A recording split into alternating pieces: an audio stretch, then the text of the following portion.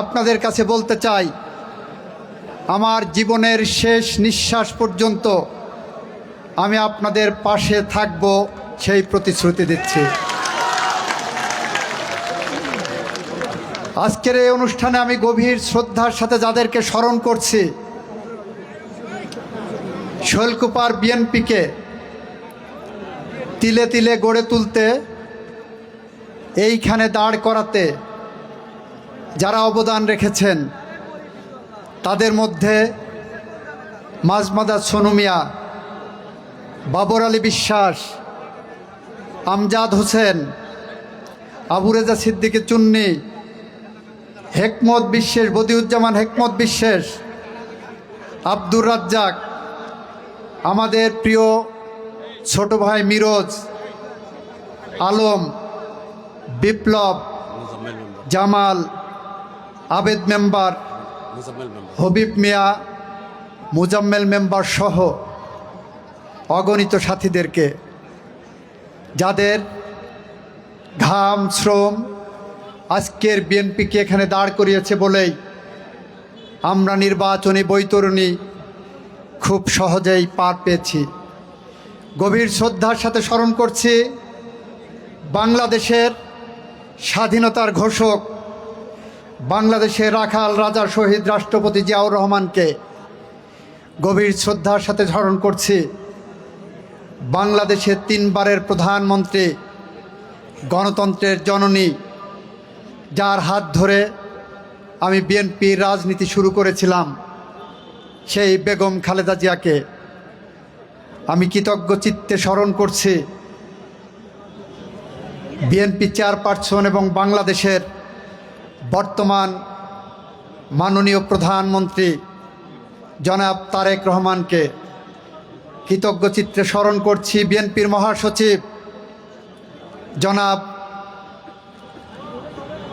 মির্জা ফখরুল ইসলাম আলমগীর সাহেবকে আমি স্থানীয়ভাবে ধন্যবাদ জানাচ্ছি।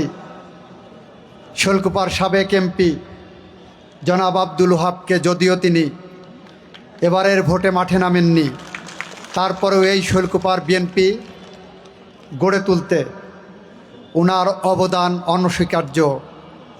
শৈলকুপার যতটুকু উন্নয়ন হয়েছে, সে উন্নয়নে আব্দুল ওহাবের ছোঁয়া আছে, সেই কারণে তাকে কৃতজ্ঞ চিত্তে স্মরণ করছি। শৈলকুপার বিএনপিকে বিভক্তি করার জন্য, বিএনপিকে ধ্বংস করার জন্য যারা অবদান রাখার চেষ্টা করেছিলেন, আপনাদের সেই অবদানের কারণেই আমরা ঘুরে দাঁড়িয়েছি, আমরা শক্ত হয়েছি, প্রতিটি ভাঙনে আমরা সশস্ত্র হয়েছি, প্রতিটি ভাঙনে আমরা ঐক্যবদ্ধ হয়েছি, প্রতিটি কুচক্রী মহলের পদক্ষেপে আমরা আরও বেশি শানিত হয়েছি। সেই কারণে তাদেরকেও স্মরণ করছি, আজকে ধন্যবাদ জানাচ্ছি। প্রিয় শৈলকুপাবাসী, আমরা কয়েকটি কথা আপনাদের সামনে আজকে এখানে বলে যেতে চাই। তার একটি হলো, নির্বাচনের আগে আমরা কথা দিয়েছিলাম কৃষকদের 10,000 টাকা পর্যন্ত কৃষি ঋণ সুদসহ মৌকুব করা হবে। মনে আছে আপনাদের? আমরা গত পরশুদিন প্রথম ক্যাবিনেট মিটিংয়ের প্রথম আনুষ্ঠানিক বৈঠকের সিদ্ধান্তে, আমাদের মাননীয় প্রধানমন্ত্রীর সভাপতিত্বের সিদ্ধান্তে আমরা প্রায় 15 লক্ষ কৃষকের প্রায় 1,500 কোটি টাকার কৃষি ঋণ মৌকুব করেছি। বন্ধুরা আমার, আমাদের নির্বাচনী প্রতিশ্রুতি আমরা রক্ষা করেছি। আমরা বলেছিলাম মহিলা কার্ড দেওয়া হবে, ফ্যামিলি কার্ড দেওয়া হবে, কৃষি কার্ড দেওয়া হবে। আমরা পাইলট প্রজেক্ট হিসাবে কয়েকটি উপজেলায় আগামী মার্চ মাসের 10 তারিখে পাইলট প্রজেক্ট হিসাবে ফ্যামিলি কার্ডের উদ্বোধন করা হবে। আমরা একইভাবে পর্যায়ক্রমিকভাবে নির্বাচনের মাঠে এসে আপনাদের যা যা প্রতিশ্রুতি দিয়েছি, সমস্ত প্রতিশ্রুতি আমরা অক্ষরে অক্ষরে পালন করব। বন্ধুরা,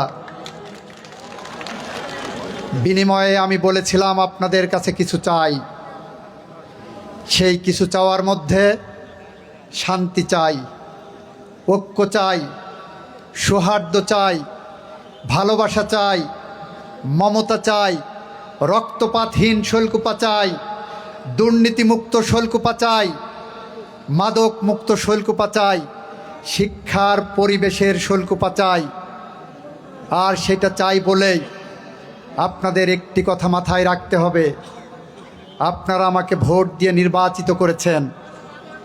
আমি শৈলকুপার আপামর জনতার প্রতিনিধি। এখন আমি বাংলাদেশ সরকারের মন্ত্রী, মানে বাংলাদেশের আপামর জনগণের মন্ত্রী।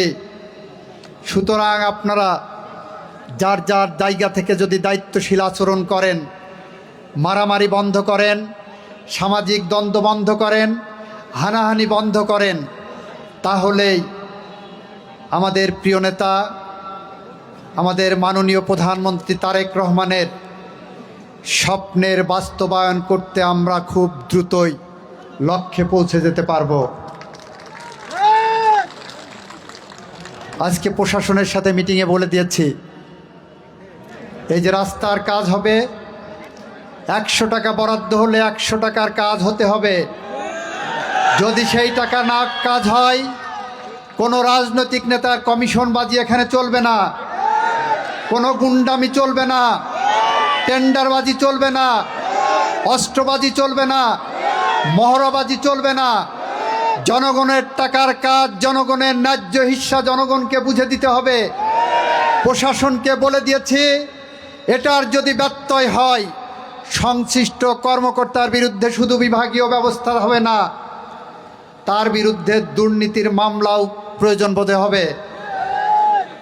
আমরা রাজনৈতিক নেতাদের উদ্দেশ্যে ওখানে বলেছি, কোনো ধরনের অন্যায়কে প্রশ্রয় দিলে বাংলাদেশ জাতীয়তাবাদী দল এবং এই সরকার তার দায় নেবে না। দু একজন নেতার মাস্তানির জন্য, দু একজন নেতার টেন্ডারবাজির জন্য, দু একজন নেতার কালোবাজারির জন্য, দু একজন নেতার অসাধু ব্যবসার জন্য, দু একজন ব্যবসার নেতার গুদামজাত করার জন্য এই দল আর ভবিষ্যতে কারো দায় নেবে না। বন্ধুরা আমার, কৃষকের সার কৃষকের কাছে পৌঁছে দিতে হবে,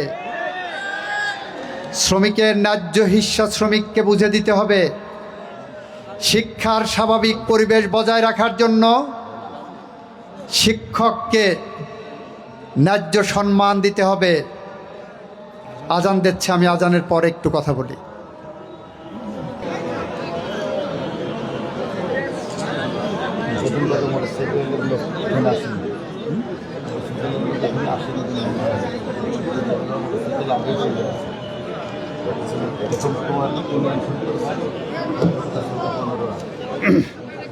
উপস্থিতি, আমি ইতিমধ্যেই একটা শোক সংবাদ পেলাম। আমাদের 8 নম্বর ওয়ার্ড বিএনপি সভাপতি জনাব রফিকুল ইসলাম রফিক একটু আগে আমাদের ছেড়ে না ফেরার দেশে চলে গেছে। ইন্না লিল্লাহি ওয়া ইন্না ইলাইহি রাজিউন। রফিক ভাই আমাদের অত্যন্ত প্রিয় একজন সহযোদ্ধা ছিলেন। আমরা তার বিদেহী আত্মার প্রতি মাগফিরাত কামনা করছি। যে কথাটা বলছিলাম, আমরা শহীদ রাষ্ট্রপতি জিয়াউর রহমানের আদর্শের পথ ধরে, বেগম খালেদা জিয়ার দেখানো পথ ধরে, তারেক রহমানের স্বপ্নের পরিকল্পনার পথ ধরে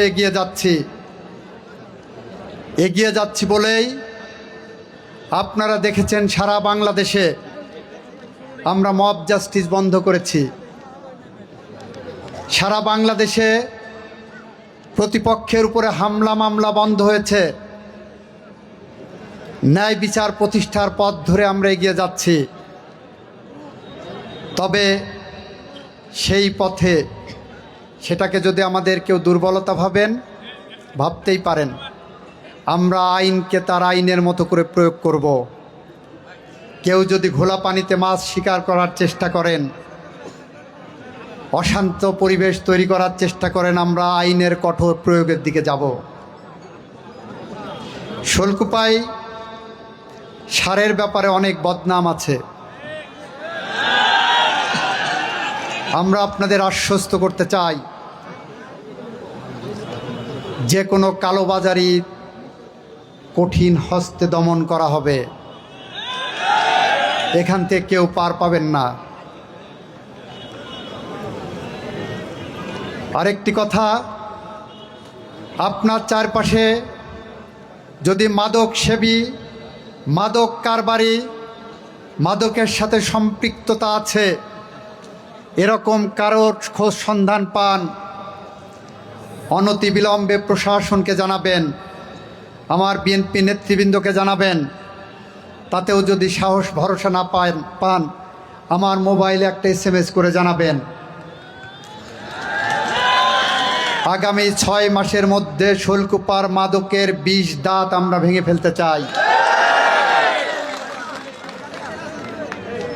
অফিস আদালতে কোনো কাজ করতে গেলে যদি আপনার কাছে কেউ উৎকোচ দাবি করেন, ঘুষ চান, তোলাবাজি চান, দয়া করে আমাদেরকে জানাবেন। আমরা সেগুলোর সমূল উৎপাটন করব। যদি কোনো কর্মকর্তা সরকারি টাকায় না পোষায়, চাকরি করার দরকার নাই। যদি কোনো দলের নেতাদের দল করতে এসে কোটি কোটি টাকার মালিক হওয়ার স্বপ্ন থেকে থাকে, তার দল করার দরকার নাই। আমরা দায়িত্ব নিয়েছি এই সমাজ ব্যবস্থা পরিবর্তন করার জন্য। আমরা দায়িত্ব নিয়েছি শৈলকুপাকে শান্ত রাখার জন্য। আমরা দায়িত্ব নিয়েছি শৈলকুপাতে সুখী সমৃদ্ধ শৈলকুপা গড়ে তোলার জন্য। আমরা নির্বাচনী জনসভাগুলোতে বলেছি শৈলকুপাকে আমরা একটি রোল মডেল হিসাবে গড়ে তুলতে চাই। আমরা সেই পথে, সেই দায়িত্ববোধের জায়গা থেকে বলছি আমাদের টিম প্রস্তুত আছে। আপনারা আমাদেরকে সহযোগিতার জন্য প্রস্তুত আছেন কিনা একটু হাত তুলে জানান। অসংখ্য ধন্যবাদ। আপনারা দীর্ঘক্ষণ ধরে আজকের এই গণসংবর্ধনা অনুষ্ঠানে সকাল থেকে এসেছেন, মা বোনেরা এসেছেন, হরিজন সম্প্রদায় এসেছেন, সনাতনী ধর্মাবলম্বীরা এসেছেন, বিভিন্ন শ্রেণী পেশার মানুষ এসেছেন, রাজনৈতিক কর্মী এসেছেন, কৃষকরা এসেছেন, শ্রমিকরা এসেছেন, শিক্ষক এসেছেন, সাংবাদিক বন্ধুরা এসেছেন। সকাল থেকে রোজা রমজানের দিনে এই গরমের মধ্যে আপনারা যে কষ্ট করেছেন, আপনাদের এই ভালোবাসার ঋণ পরিশোধ করার মতো যথেষ্ট সামর্থ্য আমার নেই। আপনাদের ভালোবাসার ঋণ পরিশোধ করার জন্য আমি আপনাদের কাছে প্রথমেই বলেছি, আজন্মে ঋণে দায়বদ্ধ হয়ে গেছি বলেই আমি আপনাদের সাথে থাকব, আপনাদের পাশে থাকব, সংকটে আপনাদের সামনে থাকব, সুখের সময় আপনাদের পিছনে থাকব। আমি আপনার শয়নে স্বপনে জাগরণে সবসময় পাশে থাকব, এই প্রত্যয় ব্যক্ত করছি। আমি নির্বাচনের পরের দিন জরুরি কাজে ঢাকাতে চলে যেতে হয়েছিল, রাজনৈতিক কাজেই। শপথ অনুষ্ঠান নিয়ে বিভিন্ন কাজ ছিল। পরের দিন চলে যাওয়ার কারণে আপনাদের কাছে করজোরে ক্ষমা প্রার্থনা করছি। তারপরে 17 তারিখে শপথের পরের দিন আসার উচিত ছিল, কিন্তু আপনারা জানেন সঙ্গত কারণে নতুন সরকার, অনেক কাজ থাকে, সেই কাজ ফেলে আমি ছুটি পাইনি। আমার বাবার কবর জিয়ারত করতে আসতে সময় পাইনি, আমার মাকে একটা সালাম করতে আসার সময় পাইনি। আমি আজকের দিনে প্রথম এসে আমার বাবার কবর জিয়ারত করেছি, আমার মায়ের পায়ে সালাম করেছি, তারপরে আমি আপনাদের এখানে চলে এসেছি। সুতরাং আমার এই অনিচ্ছাকৃত অনুপস্থিতিকে আপনারা ক্ষমা সুন্দর দৃষ্টিতে দেখবেন বলে আশা রাখি। ভবিষ্যতে আমার ছুটির সবটুকু সময় আমি চেষ্টা করব আপনাদের পাশে থাকার। এখন আমার কোর্ট করার কোনো সময় নেই, কোর্ট করার সুযোগ নেই। আমার সুযোগ যতটুকু আসবে সরকারি কাজের বাইরে, মন্ত্রিত্বর বাইরে আমি শৈলকুপার মানুষের জন্য নিবেদন করব। আপনাদের স্ব ইউনিয়নে আমাদের বিএনপির একটি ইউনিট আছে, বিএনপি নেতৃবৃন্দ আছেন। তাদের কাছে আগামী 15 দিনের মধ্যে আপনাদের স্ব ইউনিয়নের উন্নয়নমূলক কাজের তালিকা আপনারা দায়িত্বে পৌঁছে দেবেন। আমি ঈদের পরে, যেহেতু বাজেটের শেষের দিকে, ঈদের পরে যতটা সম্ভব উন্নয়নমূলক কাজের অবদান রাখতে চাই। এখানে আমাদের ঝিনেদার জেলা বিএনপির প্রেসিডেন্ট সেক্রেটারি আছেন, আমাদের কালীগঞ্জের ক্যান্ডিডেট ছিলেন রাশেদ খান আছেন, আমাদের কোটচাঁদপুর মহেশপুরের ক্যান্ডিডেট ছিলেন রনি আছে। আমরা তাদেরকে সাথে নিয়ে গোটা ঝিনেদা জেলার উন্নয়নের রূপকল্প তৈরি করতে চাই।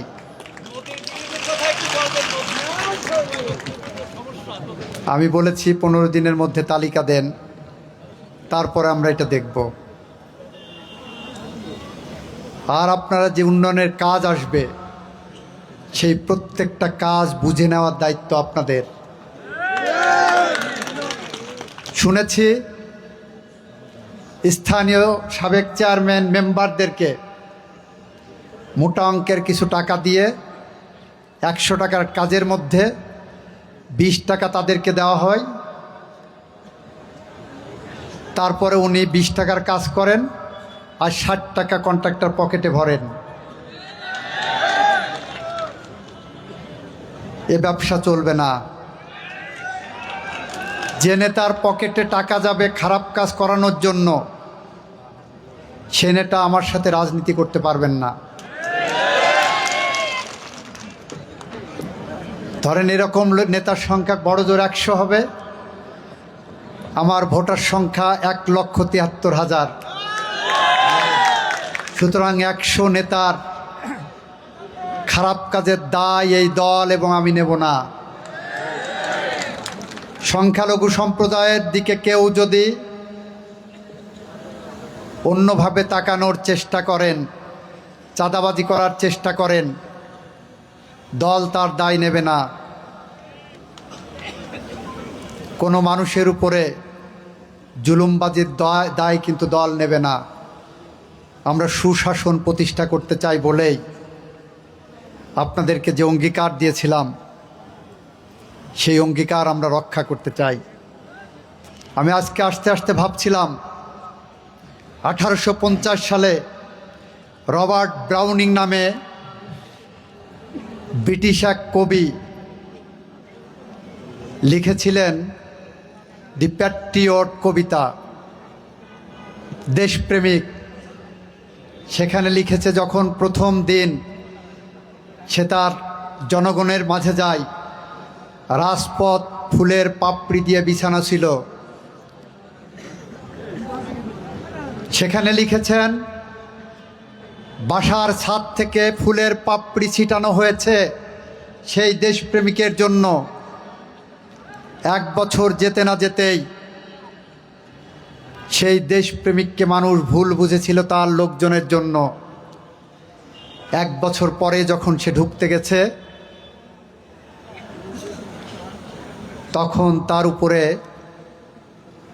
পাথর নিক্ষেপ করা হয়েছিল। আজকে যখন ফুলের পাপড়ি বিছানো রাজপথ দিয়ে আমরা হেঁটে এসে গাড়ি নিয়ে আসছি, আমার 160 বছর আগের সেই কাহিনী মনে পড়ছে। রবার্ট ব্রাউনিংয়ের লেখা দি প্যাট্রিয়ট কবিতার কথা মনে পড়েছে। আজ যে ভালোবাসা, যে সম্মান, যে ইজ্জত, যে শ্রদ্ধা আপনারা আমাকে দেখিয়েছেন, এটার ভার অনেক। এটা বহন করার ক্ষমতা যাতে আমার থাকে, আল্লাহ সেই তৌফিক যাতে দেন, সে কারণে আপনাদের 5 ওয়াক্ত নামাজের প্রার্থনায় আমাকে রাখবেন।